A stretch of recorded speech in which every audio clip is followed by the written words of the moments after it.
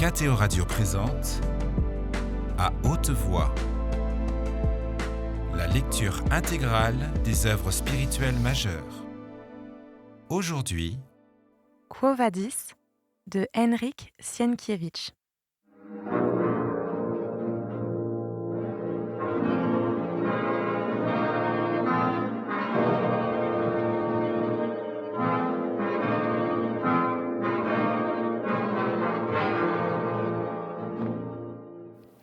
Il se mit donc à parler avec désinvolture et nonchalance, comme il avait l'habitude de le faire, quand il critiquait ou raillait les idées guère esthétiques de César et des Augustins. Ainsi, vous avez trouvé des victimes ? Très bien. Vous pouvez les envoyer dans les arènes ou les vêtir de tuniques douloureuses ? Très bien aussi. Mais écoutez-moi bien. Vous avez le pouvoir. Vous avez les prétoriens. Vous avez la force. Soyez donc francs au moins lorsque personne ne vous entend. Trompez le peuple, mais ne vous trompez pas vous-même. Livrez les chrétiens au peuple, condamnez-le au supplice comme vous voudrez, mais ayez le courage de vous dire que ce ne sont pas eux qui ont brûlé Rome. Fi donc, vous m'appelez l'arbitre de l'élégance. Je vous déclare donc que je ne supporte pas les comédies minables. Fi donc. Ah, comme tout cela me rappelle les baraques de théâtre près de la Porta à Sinaria, où, à la grande joie de la populace des faubourgs, les acteurs jouent les dieux et les rois, et, le spectacle terminé, se gavent d'oignons en les arrosant de piquettes ou reçoivent une rosée. Soyez réellement des dieux et des rois, car je vous dis que vous pouvez vous le permettre. Quant à toi, César, tu nous as menacés du jugement que rendront sur nous les siècles à venir, mais pense qu'ils te jugeront, toi aussi. Par la divine Clio, Néron, le maître du monde, Néron, un dieu, a brûlé Rome parce qu'il fut tout aussi puissant sur la terre que Zeus dans l'Olympe. Néron, le poète, aimait tellement la poésie qu'il lui sacrifia la patrie. Depuis que le monde est monde, nul n'a rien fait de semblable, n'a osé rien de semblable. Je t'en conjure, au nom des 9 libétrides, ne renonce pas à une telle gloire, car les chants qui te seront consacrés retentiront jusqu'à la fin des siècles. Que seront auprès de toi Priam, Agamemnon, Achille, ou bien les dieux eux-mêmes ? Peu importe si l'incendie de Rome était une bonne ou une mauvaise chose, mais c'était une grande chose, une chose extraordinaire. À part cela, je te dis que le peuple ne lèvera pas la main sur toi. Ce n'est pas vrai. Fais preuve de courage. Garde-toi de commettre des actes indignes de toi, car ce que tu risques uniquement, c'est que les siècles à venir puissent dire « Néron a brûlé Rome, mais César, pusillanime et poète pusillanime qu'il fut, il renia lâchement son grand acte et en rejeta la faute sur des innocents. » Les paroles de Pétrone faisaient habituellement une forte impression sur Néron. Mais cette fois-ci, Pétrone ne se faisait plus d'illusions. Il comprenait en effet qu'il recourait aux moyens extrêmes qui pouvaient, il est vrai en cas de chance, sauver les chrétiens, mais encore plus facilement le perdre lui-même. Il n'hésita pas néanmoins, car il s'agissait de Vinicius, qu'il aimait, et en même temps, le hasard qui l'amusait, le tentait. « Les jeux sont faits », se disait-il, et nous verrons bien si, dans le singe, la peur pour sa propre peau l'emportera sur l'amour de la gloire. En son fort intérieur, il ne doutait pas que c'était la peur qui prévaudrait. Après ces paroles, un silence se fit. Poppée et tous ceux qui se trouvaient là avaient le regard fixé sur Néron. Celui-ci retroussa ses lèvres jusqu'à la hauteur de ses narines, comme il avait l'habitude de le faire quand il ne savait quel parti prendre. L'embarras et la contrariété se reflétèrent sur son visage. « Seigneur !» s'exclama Tigelin. « En voyant cela, permets-moi de sortir. Car entendre que l'on veut te perdre, et au surplus que l'on te qualifie de César pusillanime et de poète pusillanime, d'incendiaire et de cabotin, me met hors de moi. Mes oreilles ne supportent pas de telles paroles. J'ai perdu, pensa Pétrone. Se tournant vers Tigelin, Pétrone le toisa d'un regard qui exprimait le mépris d'un grand seigneur et d'un homme raffiné pour une crapule. Puis il dit « Tigelin, c'est toi que j'ai qualifié de cabotin, car tu en es un, même en ce moment. Est-ce parce que je ne veux pas écouter tes injures?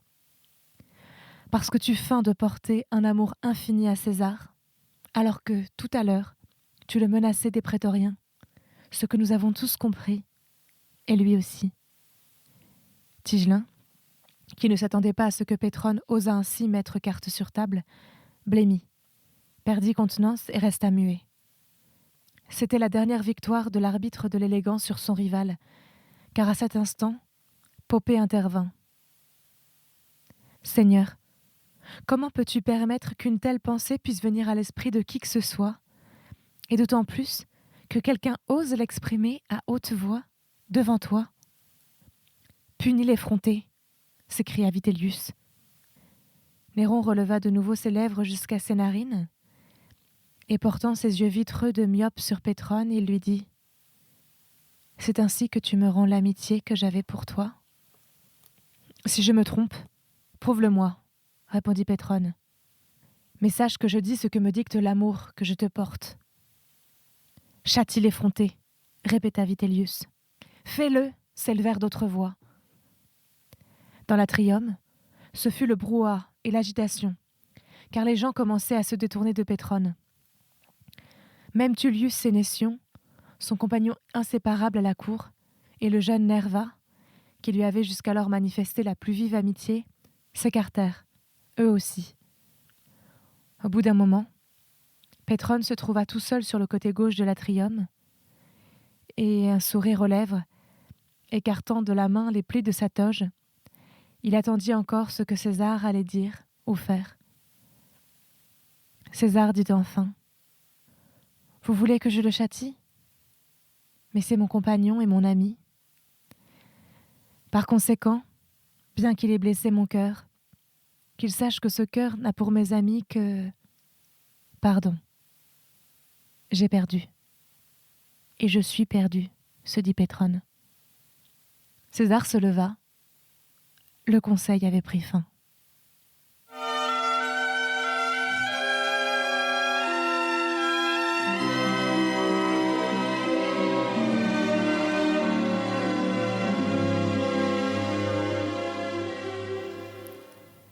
Pétrone rentra chez lui.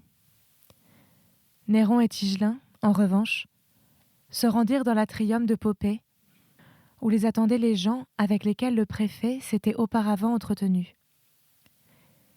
Il y avait là 2 rabbis du Transsévère, vêtus de longues robes d'apparat, une mitre sur la tête, un jeune scribe, leur aide, ainsi que Chilon.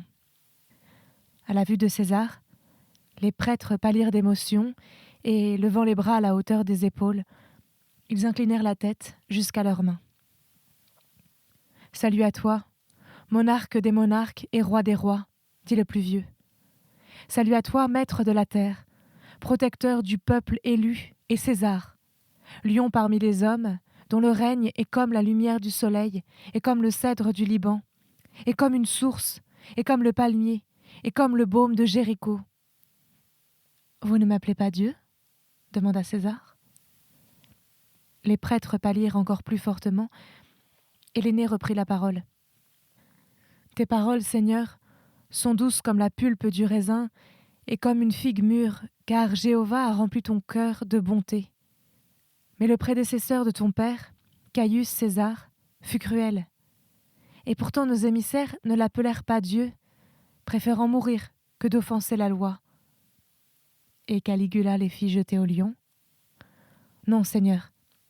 Caius César prit peur du courroux de Jéhovah. Et ils relevèrent la tête, car le nom du puissant Jéhovah leur avait redonné courage.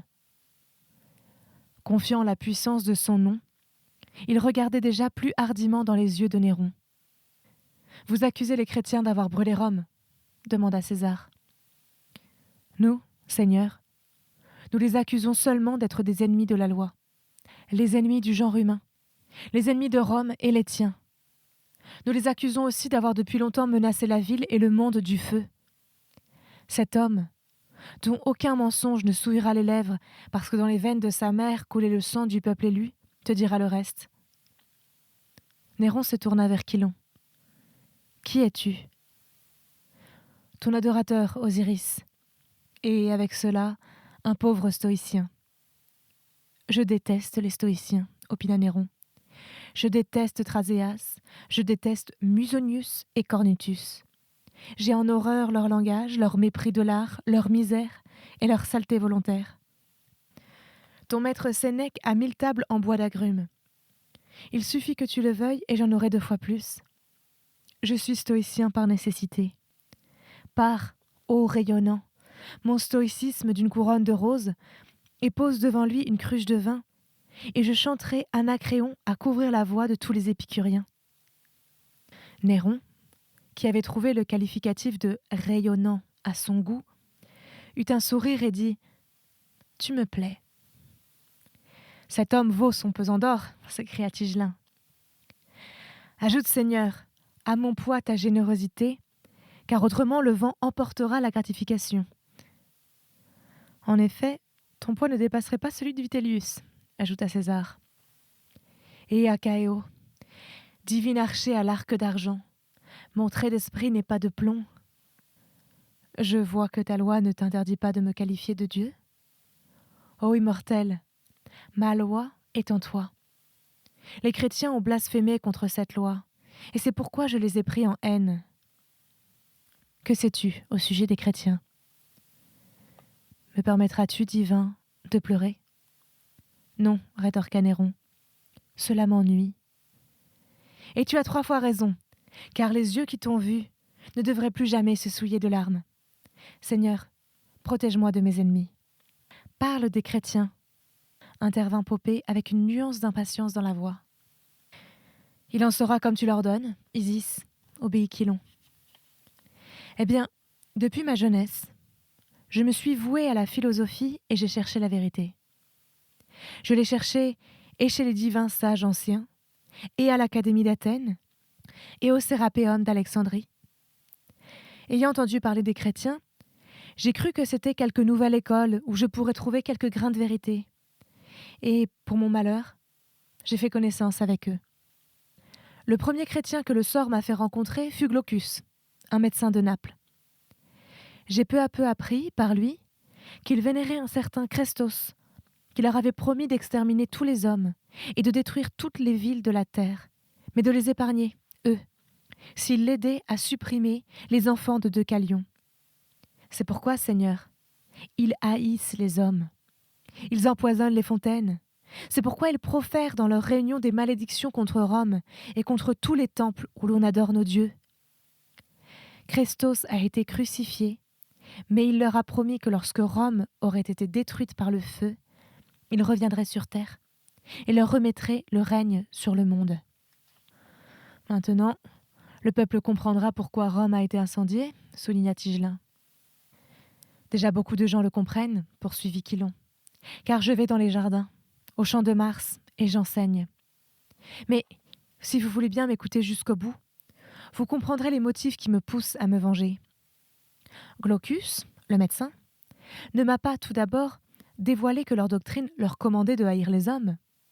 Il me disait même que Chrestos était une bonne divinité et que son enseignement était fondé sur l'amour. Mon cœur tendre ne put résister à de telles vérités. Aussi me suis-je pris d'amour pour Glaucus, et lui ai-je fait confiance. Je partageais avec lui chaque morceau de pain, chaque pièce de monnaie. Et sais-tu, Seigneur, comment il m'en a remercié ? Eh bien, en cours de route de Naples à Rome, il m'a frappé d'un coup de couteau. Il a vendu ma femme, ma belle et jeune Bérénice, à des marchands d'esclaves. Ah, si Sophocle avait connu mon histoire. Mais que dis-je ? Celui qui m'écoute est bien meilleur que Sophocle. Pauvre homme, s'apitoya Popée. Celui qui a vu le visage d'Aphrodite ne saurait être pauvre, Domina. Et moi, je le vois en ce moment.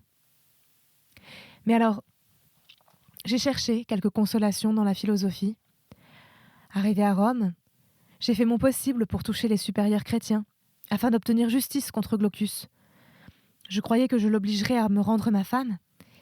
J'ai fait la connaissance de leur archiprêtre. J'ai fait la connaissance aussi d'un autre, du nom de Paul, qui fut emprisonné ici puis relâché. J'ai fait la connaissance du fils de Zébédéus, de Linus et de Clétus et de nombreux autres. Je sais où ils habitaient avant l'incendie. Je sais où ils se réunissent.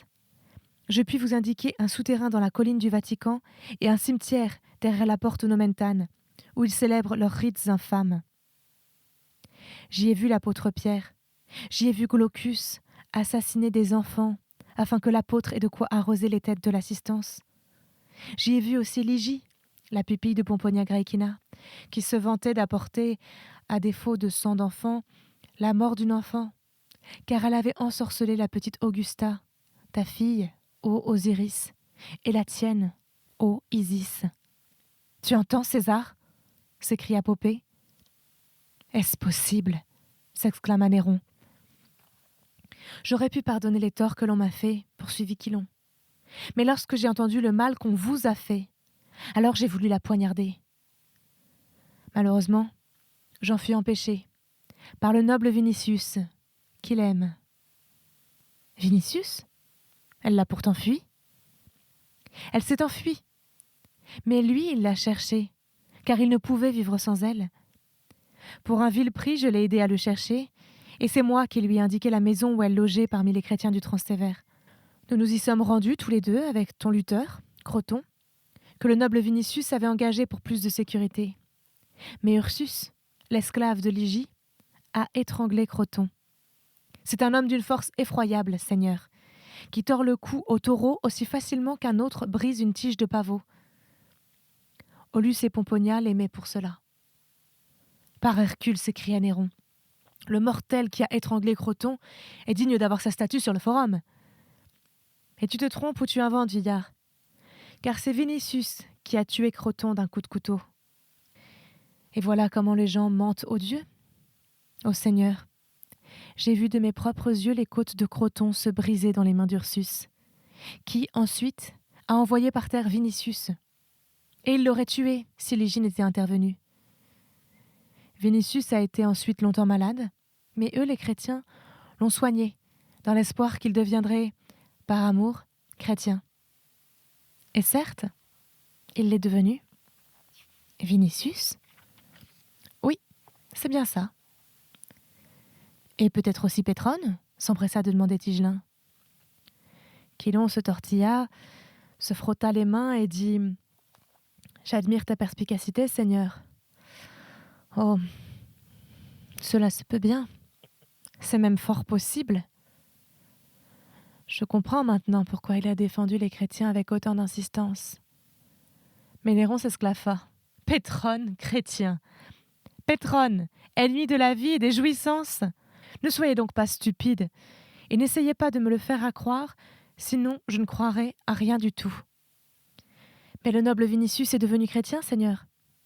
Je le jure, sur l'éclat qui émane de toi, que je dis la vérité, et que rien ne me répugne autant que le mensonge. Pomponia est chrétienne, le petit Aulus est chrétien, de même que Ligie et Vinicius. J'ai servi fidèlement ce dernier. Lui, par contre, sur l'instigation de Glaucus le médecin, m'a en guise de récompense fait fouetter, en dépit de mon vieil âge, alors que j'étais malade et que j'avais faim. Je me suis donc juré par Hadès que je ne lui pardonnerai pas. Ô Seigneur, venge le mal qu'on m'a fait, et je vous livrerai l'apôtre Pierre, et Linus, et Clétus, et Glaucus, et Crispin, tous des anciens, et Ligie et Ursus. Je vous en désignerai des centaines, des milliers. Je vous indiquerai leurs maisons de prière, leurs cimetières. Toutes vos prisons ne suffiront pas à les contenir. Sans moi, vous ne sauriez les trouver. Jusqu'à présent, dans mes infortunes, j'ai cherché une consolation uniquement dans la philosophie. Fasse le destin que je la trouve désormais dans les faveurs qui se déverseront sur moi. Je suis vieux, je n'ai pas profité de la vie. Puisse venir le jour où je me reposerai. Tu veux être stoïcien devant une gamelle pleine, ironisa Néron. Qui te rend service, par là même la remplit. Tu ne te trompes pas, philosophe. Poppée, pour sa part, ne perdait pas de vue ses ennemis. Elle avait, à vrai dire, jeté son dévolu sur Vinicius, cédant à un caprice plutôt passager sous le coup de la jalousie, de la colère et de son amour-propre blessé. Néanmoins, la froideur du jeune patricien l'avait profondément dépité et avait rempli son cœur d'une rancune tenace. Le seul fait qu'il lui eût préféré une autre lui semblait être un crime qui demandait vengeance. Quant à Ligie, dès le premier instant où la beauté de ce lys septentrional l'avait frappée, elle l'avait haï. Pétrone, qui avait mentionné les hanches trop étroites de la jeune fille, pouvait faire accroire ce qu'il voulait à César, mais pas à l'Augusta.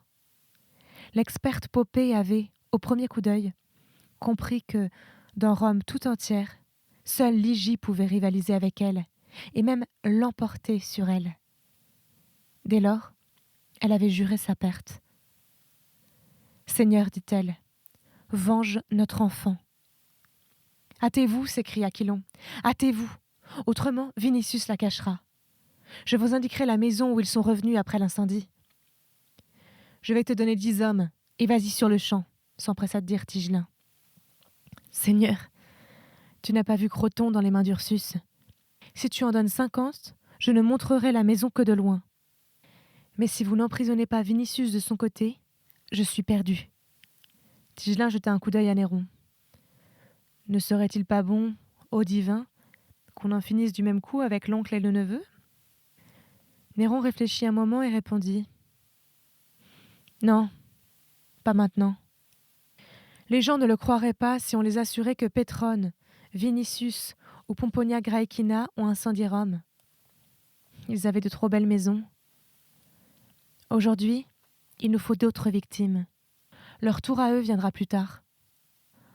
En ce cas, donne-moi, Seigneur, des soldats pour assurer ma protection, » conclut Chilon. Tigelin s'en occupera. « En attendant, tu logeras chez moi, » lui dit le préfet. Le visage de Chilon rayonna de joie. « Je vous les livrerai tous, mais hâtez-vous, hâtez-vous » criait-il d'une voix enrouée.